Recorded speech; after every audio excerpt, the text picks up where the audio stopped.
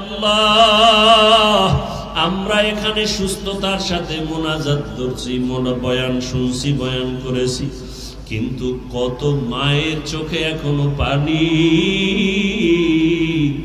ঢাকার শহরে গতকালের ঘটনা কেউ বরদাস্ত করতে পারে না। কত মায়ের ঘুম হারাম হয়ে গেল। আয় আল্লাহ, তাদের কলিজাটা ভেঙ্গে চূর্ণ বিচূর্ণ হয়ে গেছে।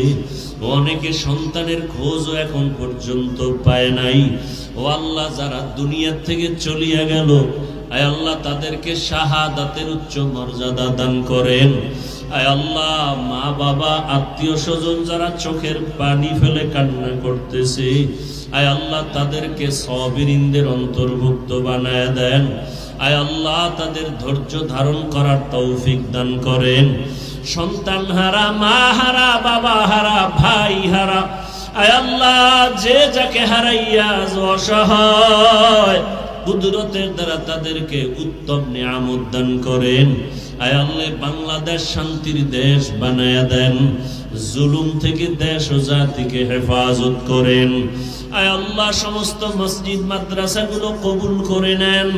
আয় আল্লাহ, আমার কলিজার প্রত্যেকটা যুবকের কবুল করে নেন। মোবাইলের গুনাহ থেকে হেফাজত করেন।